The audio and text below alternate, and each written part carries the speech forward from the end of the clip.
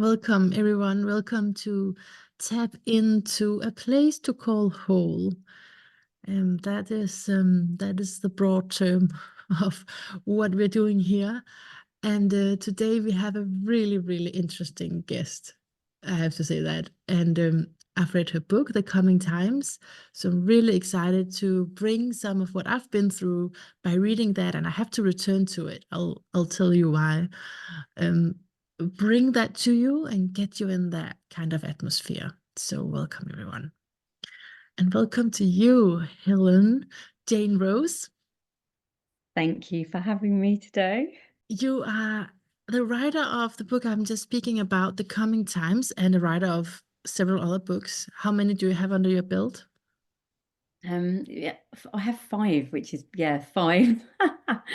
Yeah, so you're a writer and you're a yoga teacher, and this book, oh man, there's so much in it. And when I say I have to return to it, it's just it's not just that I want to flatter you or something, but it's the way that it's written is that there are these affirmations and recommendations to read things again. So I want to ask you to set the scene a little bit.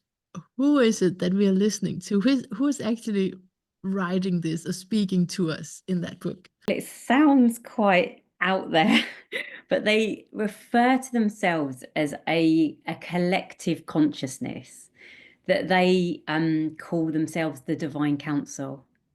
And they've explained to me through my writing that they what we'd kind of know as ascended masters, which essentially means they've all been on Earth, so they can understand the human aspect of the spiritual being, if that makes any sense. So they can empathize and understand what we're going through in our spiritual journeys here.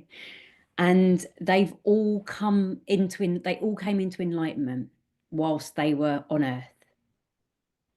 And so they explain, and this does sound quite big, that part of their collective purpose now is to help to guide the divine plan for the light workers here, basically, on Earth.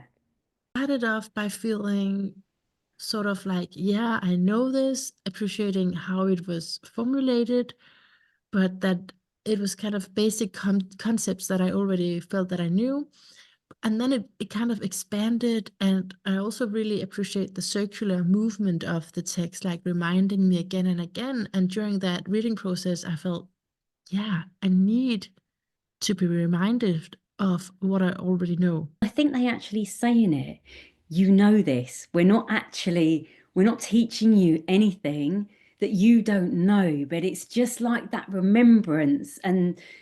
And they say that there are like energetic codes just to help remind us of what they're saying, basically. So yeah, that makes perfect sense. You already know everything that's in there, or you wouldn't have resonated with the vibration of it. I also feel like having conversations with my inner skeptic, like the inner skeptic was reading it as well. Yeah. And kind of coming more and more on board with this. I feel like just quoting something, there's many things I feel like quoting, but this book offers a pathway out of the darkness. And we are here to pull you away from mass conscious thought forms and remind you that what you really want is to be the self-expression of who you really are. It's essentially what they're saying is that most of what we think isn't really our own thoughts. So it's the process started from really when we were really young, through entertainment, through television, and through our schooling system. And so we pick up everything that society tells us that we should be effectively. And so from school, we're taught we have to we're taught a system of authority, not to question, just to listen, to follow it. And part of what they're trying to remind us of is that beneath all of those layers of thoughts. We apparently, I think we have something like 60,000 thoughts a day. And predominantly, most of those we're better off not having at all, which is why so much of the training in enlightenment is coming out of the mind and coming back into stillness. And so they're trying to pull us back into the truth of who we are. And I think that there's a wonderful book by Eckhart Tolle. Sorry if I haven't pronounced his name right, but it's called Silence Speaks. And it's very much along those lines, what they're trying to remind us of, that it's in the silence that we connect to our true selves and that we connect into like who we really are and becoming more of our true soul self rather than all the conditions that have been put on us. So we're trying, it's like a constant game, isn't it? We're trying to be true to ourselves, but we're pulled constantly by everything else, right? And so they're really trying to empower us to remember who we are at the core of us and to trust, to start to trust more that it's that space in between our thoughts, it's that silence. And that's what they're really trying to encourage us to honor. They're really clear about this, calling it a planet based on lies. Right? You talk about the how we are conditioned. So it's the planet being based on lies versus the new Earth, and where they're talking about living in the flow. My understanding again of what they're explaining is that when you deconstruct everything underneath it, it really, what is actual reality? So, for example, when we talked about history, history's perception is based on, we're taught from the point of view of who wants to tell us their side. But actually, when you actually unravel it, there's so much of what we're told isn't true. Mhm. In everything we look at, right? Whether Mm. it's history, whether it's politics, whether it's what we're being sold to believe is good for us that isn't good for us, whether it's so opposite to living from the soul and to being concerned about everything to do with people's minds, health, well-being. It's almost like that doesn't matter. People are, without getting kind of too political, but in a sense, we're kind of governed by a system that doesn't have our best interests at heart. And in This, time, that has to change. yeah, and I think this is really interesting because if I still feel the need to fight the system, right? Because when you're talking like that, it's like, yeah, I don't, Yeah. they're talking to that if we have that need to fight the system, then there's still inner work and fears on the inside because they're talking about actually transcending the inner world of fear. And that's, isn't it kind of a paradox because there's a lot of critique of the current conditions now, and yet they're saying rise above it. I had such a problem with this. And I think I think I sat on it for so long because of this. I am very much about, I can see how so much needs to change. And I feel like I want to be a part of that.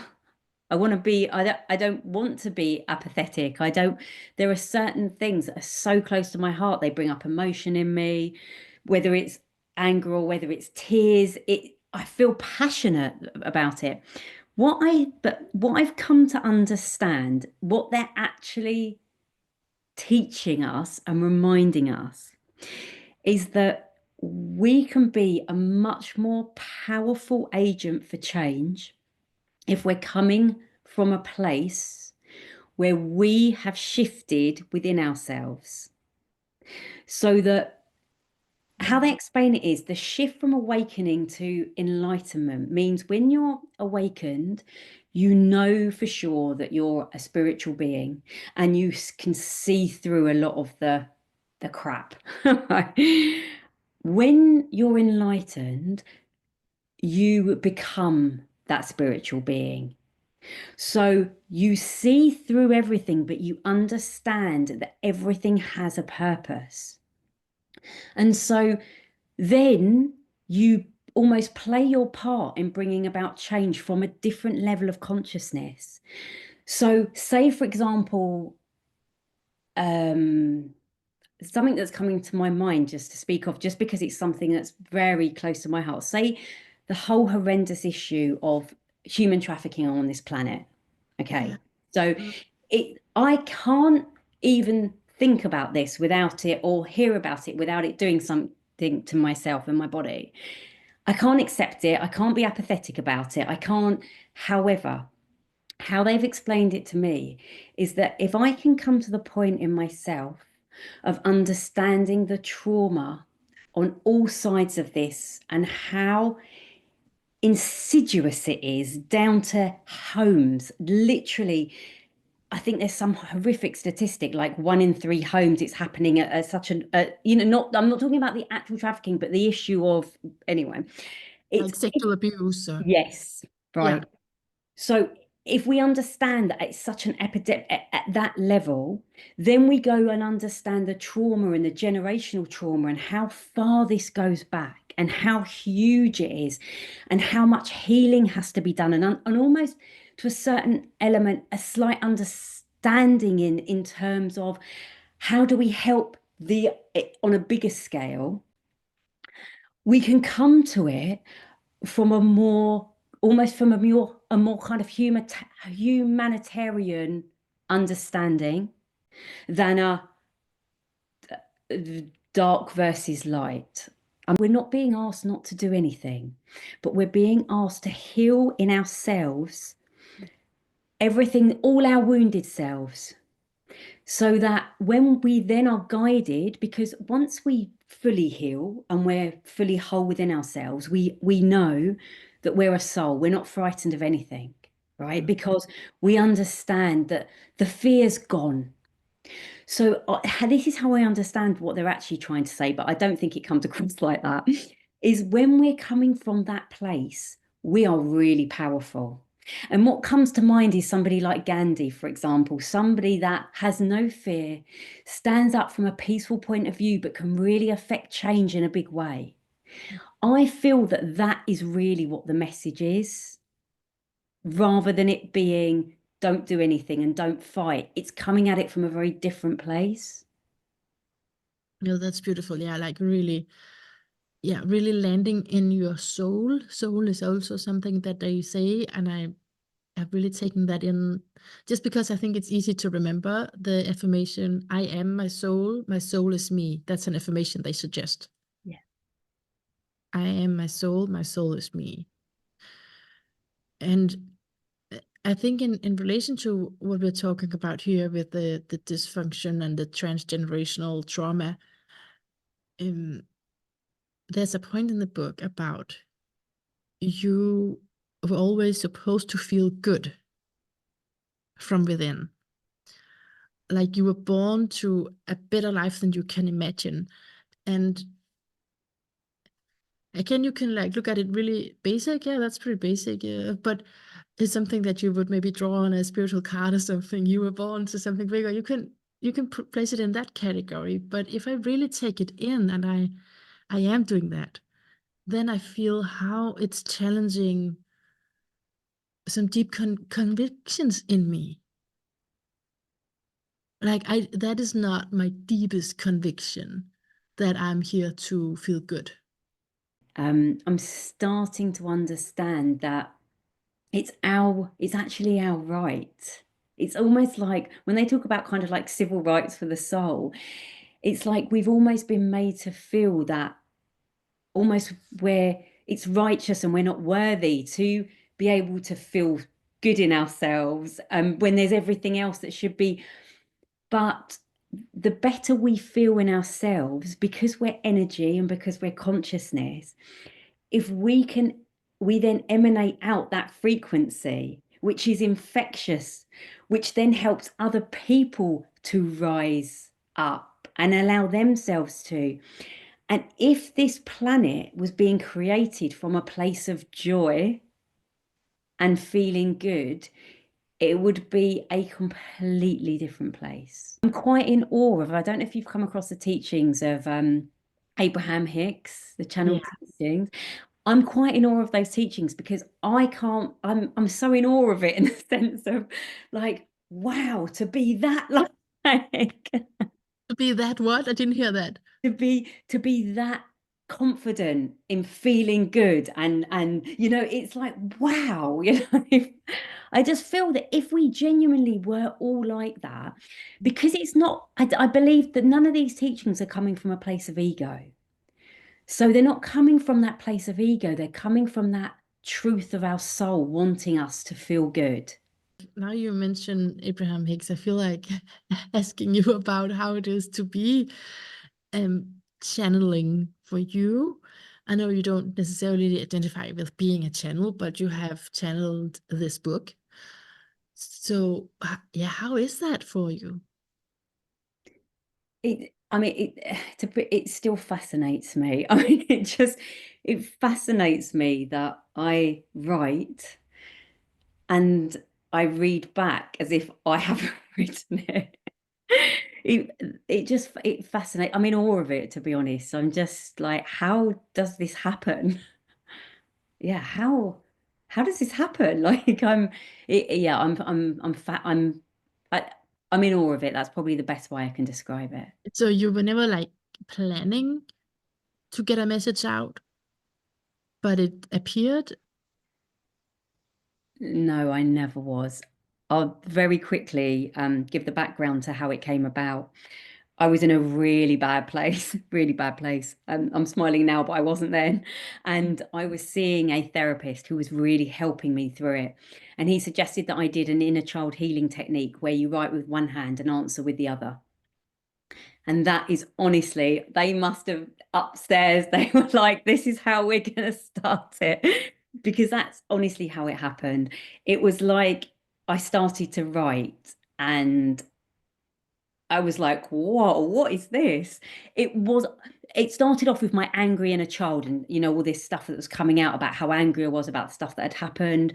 And then it switched and it was a completely different writing. And it was saying, if you really want to heal yourself, this is what you need to do. And I was like, whoa. And that is how it started. And did you do what the healing that was recommended, and then you was healed, or? Well, I mean, to be honest, I don't think we're ever really like, I think it's a, No. but however, yes, I did. So Yeah. I wrote that I had to stare at a photo from when I was 5 and I had to unlock. It just kept talking about when you were 5, when you were 5, when you were 5. And I was, then it told me I had to stare at a picture. Then the next thing was you need to do hypnotherapy, you need to unlock. So I was literally given my individual and yeah, and each time something happened it would blow me away. So that's how it started for me. It was just a personal, I was like, why is this happening, like, and then from there, because I didn't understand it, I started reading books like don't know if you're familiar with Conversations with God by Neil Donald Walsh. Yeah. Right. So I started reading and then I was like, oh wow, okay, this is possible. So that's, yeah, that's how it started. Mm. Yeah, and from that book, as far as I remember, isn't he the one who's saying everyone can do this? Yeah. So that's a very hopeful message also, that this just came to you. So there's hope for other people wanting that connection. That's my dream. I hope in time that I'm going to be able to really help people to connect, to be their own. We should all be able to be our own, you know, have our own connection. Definitely. Yes. Yeah. Mm. Yeah. I'm looking to my paper because there's so much I want to yeah, ask you about, and I've recommended the book to several of my friends who's like, oh, where do I get it? Where is it? And um I mean, you also, it's it's not long, but it's a book, right? It's a book. So, but for people who just want like the short points, you have something quite creative. Do you just want to share that? Oh, as in the little pocketbook that I've Yeah, I done. saw it on your website. Yeah. Yeah. So I've done like a really condensed version. We've just like some of the main messages to just get a feel and a sense of overall what the messages of the book are. So yeah, so that's a much easier to digest condensed version.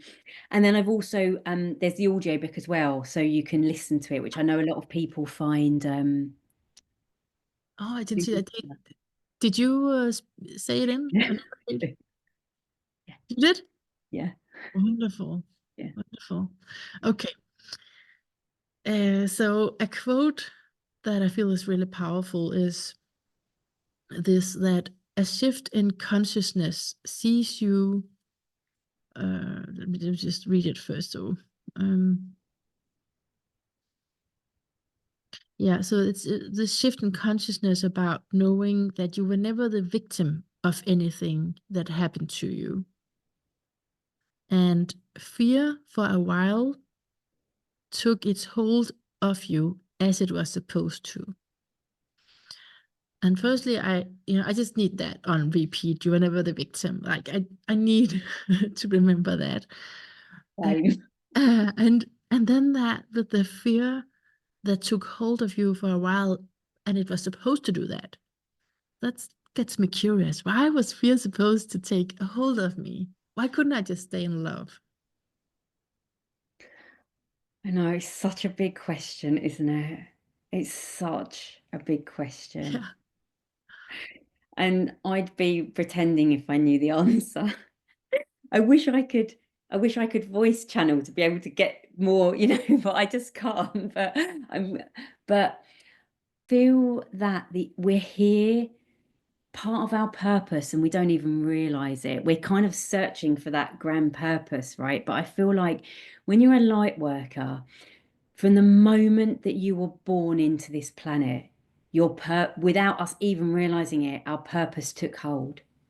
And part of our purpose is to transmute the fear because it's a planet of fear. And the only way that we can do that is for us to walk through it ourselves and come out the other side and embody love that most people can't do. If I'm not saying them and us, but it's just a fact that, and so I think that it's actually we have to do it. We can't get away from it. It's like we just can't because we've come for a purpose and we forget that actually our whole life is purposeful. Even when we're a baby, even when we have like we're not aware, when we're little toddlers and we're playing, or we've come in for a purpose, or we wouldn't be awakening in this lifetime. yeah, Nothing is by coincidence. So it's like I questioned a lot. Oh, so much. Like the whole victim thing, it's like driven me insane because to try and come out of it with a lot of, like everybody, I went through a lot of trauma and I questioned why would I choose this? Like, and I think there's so many elements to it. There's generational karma, individual karma. There's also, which I believe a lot of us have done, is we've put our hand up and said we're going to come in and we're going to transmute generational trauma where so it stops, it's time, so it can't continue. And so where we felt like a victim of situations, actually, we're actually not. We put our hand up. We said, I'm strong enough. I can go through this. I can come out the other side and I can find love in it eventually. Eventually I can bring love to it. yeah. I'm getting really excited as you speak.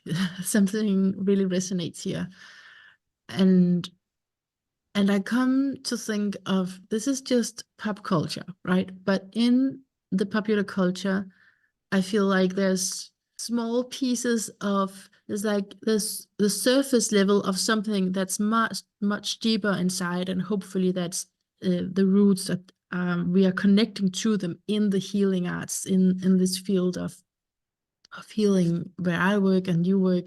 You're also a healer, right? Um, and there's this. It's a movie now, and that's made it even more popular with a popular actress. And there was the books where it has this title. It ends with us. You know, it ends with us. So just thinking of that, and yeah, you can say, okay, it was a little superficial level, kind of cliche movie, but it's just, oh, we got this idea here out in the open, in these big ideas floating around. So, it's there. And the idea is it ends with us, so we do not pass it on. That's a really powerful comparison. Mm, Really, yeah, absolutely. Absolutely. Yeah, mm, it ends with us. yeah, it's such a powerful title, I feel. I agree. In the book, there's something about the world becoming more and more desensitized to the truth of what is really going on. And this phenomena that nothing is as it seems, that is really Saturn in Pisces and Neptune in Pisces are coming to the end of the cycle. So I can relate that astrologically. But what is it to you, and what is coming, Helen?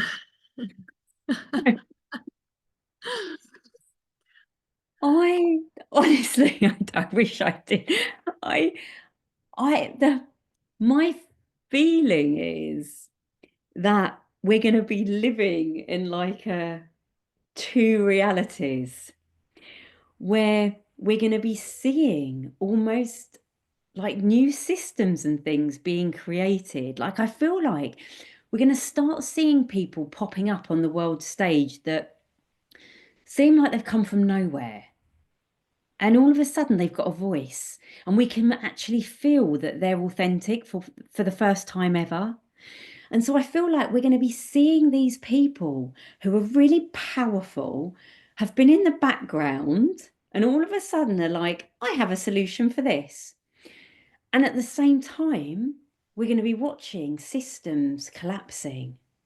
Like, I know that there's so much fear around, say, like the banking system collapsing, but it's kind of logical to me that at some point that's got to change because I believe, like it talks about in the book, that it just funds war. It's such a corrupt system working against the people. But I don't believe that money is bad. I don't believe that. So I don't personally, I don't feel that we're supposed to, I know there's so many different theories, aren't there, that we're supposed to go back to being like really so basic. I don't feel that way. I feel like we're going to start to be taught more and more about how to create abundance based on our inner self. And so I feel like there's going to be these two worlds, one rising and one collapsing. And I feel for people that can't see the world that's going to rise because all they're going to be doing is focusing on the world that's collapsing. Because we do see that, right? We do see end times. Okay, everything is going down. Trump got the power again, and what's going on with all of these wars, and people are just hostages in it. And then yet this is what is supposed to happen. Again, Mm. coming back to that point, this is supposed to be really, really dark, as I understand it. And then the new earth. So, one of the things that I was writing about when I was in a moment of my own darkness, when I came out of that darkness, and I honestly did out on this other side of it, as we know, once you heal something, it goes. I felt like I knew something had shifted forever. And I thought, and I felt more than I thought, wow, I definitely feel more at peace. I felt that. So then when I came out of it, I wrote from the higher guidance. Imagine what you've had to go through on a personal level to get to this point. Now understand that on a global level, the same thing has to happen. Ah, Ah, I just feel like sitting with that for a bit. Okay. Okay, what? Oh, yeah. Uh-huh. On a global level, what I went through personally. And there's a part of me that feels that this is why so many of us have been called to, if you want to call it the healing arts, to be able to be a guide and spokesperson for the times ahead when people have no idea where to turn to because conventional means can't solve it. Like we know, like I know I could not be conventionality does not have any place in healing. I don't, right. Yeah, can you just say that sentence? I feel like you have begun a sentence there. Like, I could not be. What were you just thinking about? I felt like you were saying, like, I could not be where I am if not, or something. Was that what you were thinking? If I'd have followed it, I would, in the end, I had to go a non-conventional path to help myself. It was almost selfish. It wasn't about anybody else.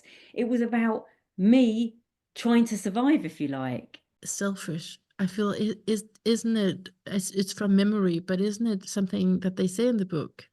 Like you are supposed to be selfish. Yeah, yeah, yeah, yeah. You have to serve yourself so that you, but it feels so counterintuitive, but actually we must serve ourselves Mm. because in serving ourselves, we then become, well, if we don't, we're never going to be optimum in what we're able to then give. We're just not going to be able to. Mm. Yeah, I often feel this ditch in between where I am and actually what I'm doing. Uh, uh, to say it another way, what I feel, the parts of me feel on the inside, and what I'm actually bringing out there in the world. Because a lot of people have this projection on me. Oh, that's you're so confident. You're making all of these podcasts. I'm like often really, really scared and feeling, oh, I don't really matter. And I have all of those concerns inside of me. Yet, I guess other parts of me, or my higher self, is making it happen anyway. And I'm mentioning this because you talk about what the new earth is activating in us already, is starting to activate in us.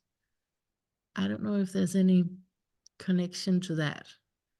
Like I'm doing something and parts of me are just kind of following, even though they're scared. I can relate, and that's how I feel with this book. I mean, I absolutely understand. I'm completely the same, exactly like what you're saying. It's like my higher self has like driven it. So that's the part of the new earth that our higher self is like, nope, this is the path. This is what we'll bring. And then it's all our human aspects, isn't it? It's all our human aspects that we haven't aligned with our true self yet. I guess it's like we're trying, I guess that's what it is really. Because I'm so underconfident, it makes me laugh when somebody will say to me, wow, you should feel this is, this is amazing what you're doing, but I don't feel that. I don't feel that. So I think we have all these inner battles. It's inner battles, isn't it? It's inner battles. It's, Okay. And so what do you think about that?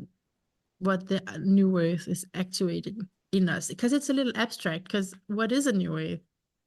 I mean, is it gonna come and is it a physical form we're talking about, or is it a consciousness? So, what are we actually talking about when we say a new earth? that's such a good question. From my perception, I see it as us embodying our true soul consciousness. And then we embody that within ourselves. And from that, it can't not but be created externally in whatever shape or form.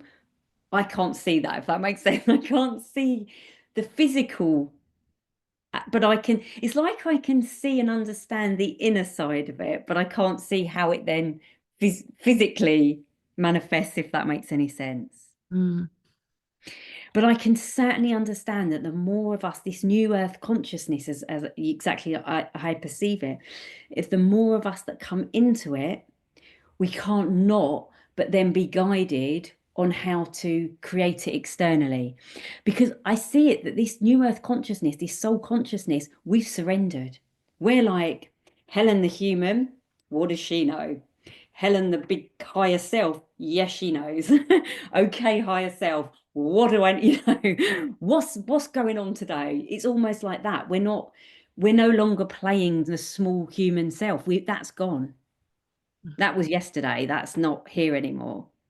It's talking to divinity as our true nature, Mm, what you're just saying. mm. That is also something they mentioned a few times. And you mentioned earlier civil rights for the soul. Maybe you can say a little bit more about that.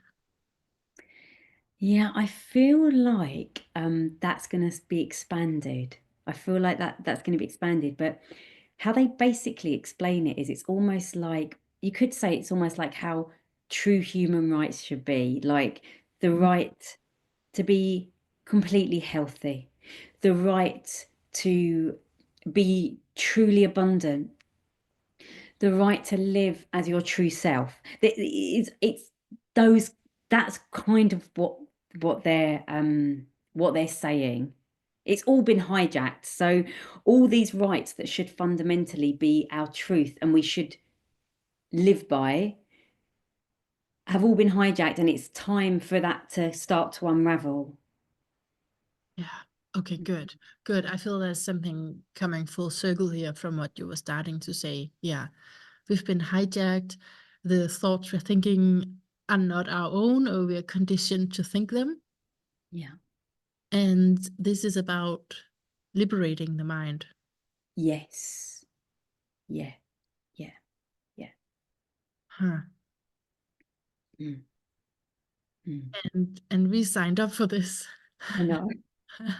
For some reason we signed up for this. Uh, No wonder we forget everything when we first incarnate. Can yeah. you imagine if you landed, like, and you remembered, you're like, oh my God. Yeah. It's pretty practical to forget. Yeah. There's a part of me that can get a little scared about that it's I'm this is I'm contradicting myself in the middle of the sentence because there's a line from the book that the mind is illusory. And what I was just going to say is I'm afraid that the new earth paradigm is illusory. You see, because it's been part of different myth, religious thinking Yeah. as well. Yeah. And so that can bring that sentiment up in me too, that oh, what is that, is it just something I'm imagining, right? But in astrology, and I do trust that a lot, we are talking about this new age. um but yeah, can you maybe speak to that concern that it's just something we're telling ourselves and it's not real? I completely understand that. I totally understand that. I mean, what I fundamentally, completely, and utterly believe is that we are not who we think we are. Mm. Like, because I have to believe that, because if I can write and not know what I'm writing, now you could say that I'm being hijacked and I don't know that, right? So we don't really know anything. All I know is when I'm writing, it feels amazing. Like I'm in bliss. Like it's hard to describe what it feels like, but I have absolutely no doubt that it isn't a genuinely loving energy. Mm. So that's the only, I think, just personally, that's the only thing I can add, because that's my only experience, if that makes sense. But I totally know what you're saying, because of course I've questioned, like, who am I to put this out? What if I'm just like, what if this is just another like different? I've completely had those thoughts. I'm just that, I don't know if it's adding, but I think we'll be able to resonate. It's sometimes I find the jumping between our human self and our like higher self, if you like I've had moments where like I was waiting for the kids to come out from school, and all of a sudden my hands would start tingling. I'm like, oh my God, I need to go and get them, but obviously something's coming through, and I'll get my phone out and I'll like really quickly, because I don't want to lose it, because I've learned that if I don't get something down, it goes. So then I'm like really quickly on my notes trying to like get this really big message down. And then I put my phone down and then walk into the school gates and talk about what somebody had for lunch, you know. And it's like, oh yeah, did you have chips? And it's like, and it's that juxtaposition that I find is just bonkers. Wow, incredible. Wow. Okay, so you have this tingling sensation, and then Yeah, and you've tried then to ignore it, yeah. but you can't save it.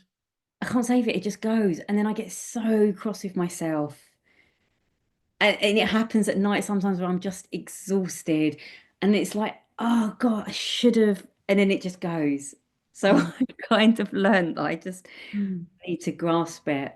I need to, it's just a balancing act. It's just a, yeah. I think I can relate slightly in terms of like with dream work, that if I don't write it in the morning, it's probably gonna be gone. And also having great ideas, they seem also to disappear if I don't really Yes, just take them down. yes, yes. And you know what? And I believe that's because it's coming from outside of our conditioned mind. It's coming from a different place. That's what I believe. Yeah. Yeah, And yeah, so it takes effort yeah, for us to hold on to it here in the physical realm. yeah, Yeah, that makes sense. Yeah. yeah. Wow. Mm. Okay, I feel like just saying a little bit about your birth chart. Yes, please. It's so fascinating. Yeah, and you had a correct time, right? Just from memory. Did you give me the time? Unfortunately, I didn't, because my mum can't remember what time I was born. She Okay, thinks it's the afternoon. okay, okay. So I'll leave out the part about because I wasn't sure, I couldn't remember if the time was right. Sometimes I just write something, estimate something. But I'll leave that part out. And it's but so what we're talking about is the nodal axis of Taurus to Scorpio, and that can give this feeling that you are bigger than your body. Uh, Simply said, that Right. Taurus representing the body, Scorpio representing that bigger evolutionary force and the soul. So coming from a place of feeling I'm bigger than this, like there's something that I need to evolve into, and yeah, I mean, I don't think it's just for a random reason that you were mentioning the thing about trafficking either. That could, you know, sexual abuse. Um, there could definitely have been lifetimes where something like that went on, and where you had to go through a lot of things to, um, yeah, be more than that, Yeah. not be defined by that. And then in this life, you are a very sensitive soul. I feel like saying a sensitive being, a sensitive personality with your Cancerian energy. And that obviously makes you a very good healer. It's Cancer is also, my teacher Maurice Fernandez always says that those are the best writers as well, because they can live into different worlds, because of that great empathy. And yeah, and I'm gaining more and more respect for the Cancer archetype, Helen, because again, with these ideas of the time, I've been I've been blessed to read a few books on current books on sensitivity. right? People coming up with that. There's a wave earlier, but now there's again like the next level of it. Really looking into that mystery, not less of a diagnosis, but more into the mystery of sensitivity with children and in all of us. So that is really a power, and it is the perfect archetype to heal through and to bring healing from to others. Yeah. How does it feel? Wow. Yeah, it totally is fascinating. Yeah, it's really fascinating. I want to understand more for sure. Yeah, it's really fascinating. Mm. Yeah, that makes so much sense. Yeah, I mean, it would, if the Taurus is also, because you're a yoga teacher, so it gives you that close relationship with your body, and yet it wouldn't be enough to stay there in a way. Like yoga is obviously bringing that Scorpio in there and that need to evolve. Mm. Mm, Connect. yeah. Mm. Mm. Wow, it's fascinating. And what do you call it? You called it a birth chart. I So, call, yeah, yeah, so it is from your date, and if you have the time, then you have the houses and the ascendant as well. But otherwise, I'm speaking just from the signs right yeah, now, yeah. and it's being used in evolutionary astrology like I do. It is being used to see thematically what have you been through in prior lifetimes. And I mean, most of us have been through terror because we are here now, meaning something is unresolved. Yeah. We are, that is the reason I see that we are here. We are here to heal because of lifetimes where it didn't happen, or we got to a point, but then something happened, and so that's the evolution part of it that you can see in the birth chart, that you've been through stuff, and that's why you have certain gifts with you and certain wounds with you, Mhm. and those wounds are here now to be looked at. Yeah. Yeah. Hmm. Mm.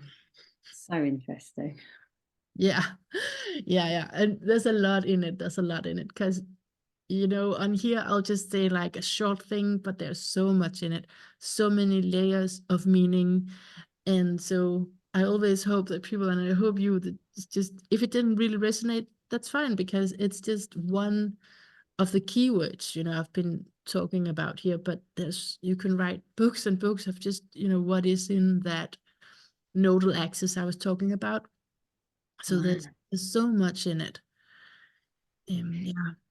And does it actually come as a physical chart? Like when you say you do birth chart, is that what you're producing? An actual, almost like a chart explaining everything? Yeah, Or is just it vocal that you, yeah, I would do it, explain it vocally. right, People, yeah. Um, but you could have a written chart, so right, write it up. But the way that you these days, right. there's a software that'll produce a reel for you, but you could look it up as well in an ephemeris, where the Okay. planets are. It's just easier now with internet, so you get this reel, and then no, it doesn't say with words. It says with symbols, and that's Symbol. why there are really layers of this, and I have Yeah. great respect for it. I bring it in these conversations partly because I want it to be in there, Yeah. like not to prove a point or anything, but just kind of, I want astrology to be part of our conversation. I think that's has been suppressed, you know.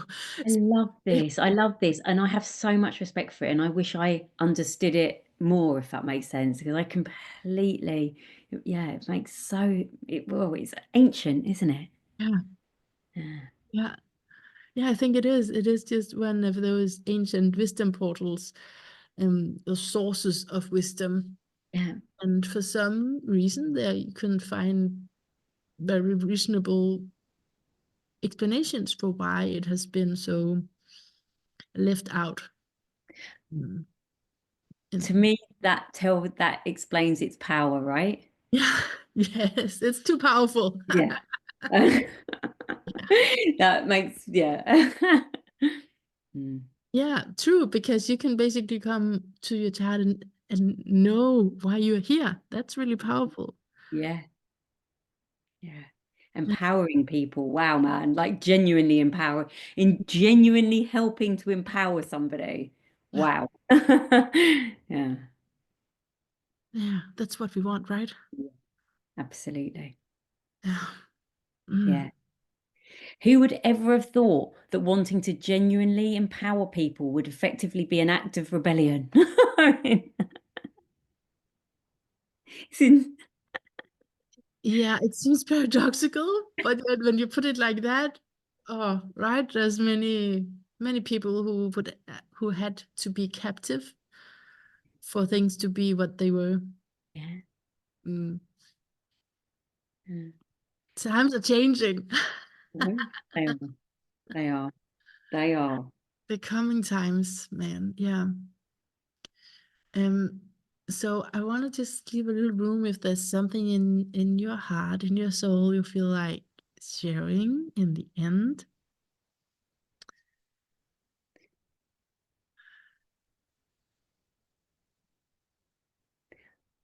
I think it would be to anyone listening to just, my wish is for all of us to start to trust us more and to know that we are so much, it's a cliche, but we are so much more than we think we are.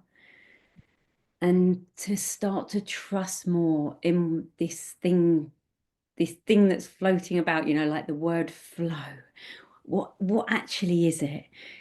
Well, it takes so much courage to go there because it's effectively saying, I'm prepared to be present, like moment to moment, to almost where life wants to take me.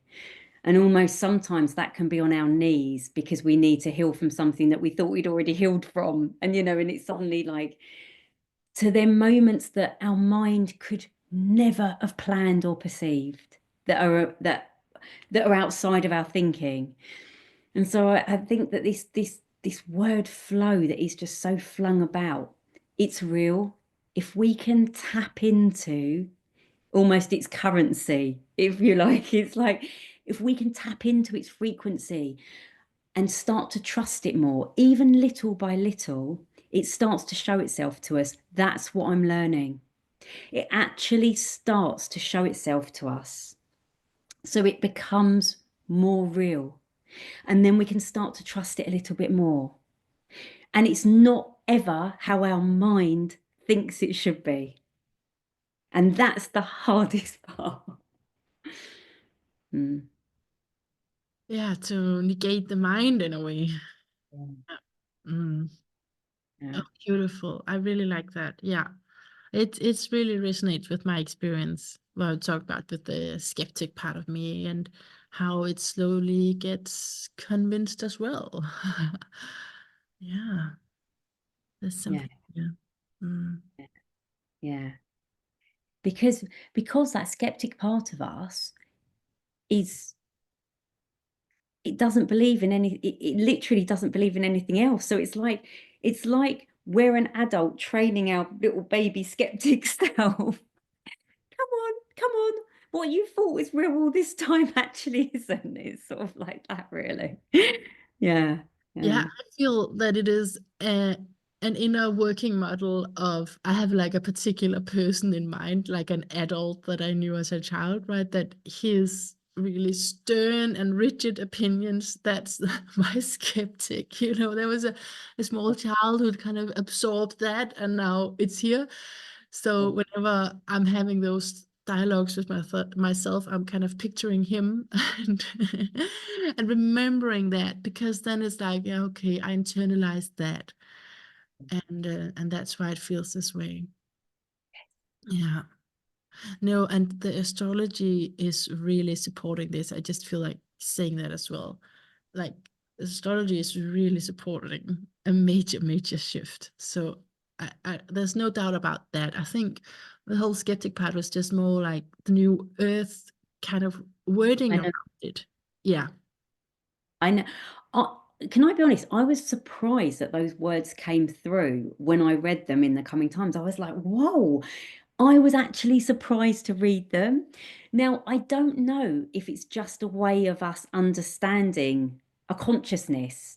I wonder if it's coded in a way and it's just a little code that we see that and something in us. Maybe that's what it is, and maybe that's why those words are being used so much, like awakening, like enlightenment. Maybe they're just coded words that are just there to help us embody what they actually really mean, maybe. Yeah. Yeah, it could be. And just the scale of it to like get it's a complete Yeah. destruct, reverse. Yeah. Yeah. Yeah, I get it. Yeah. I hope I get it. I get some of it. Oh, yeah, it's a never ending like. Helen Jane Rose, thank you so much for being with us in this hour. Oh, thank you so much for having me. It's been so soulful. Thank you. Yes, it has.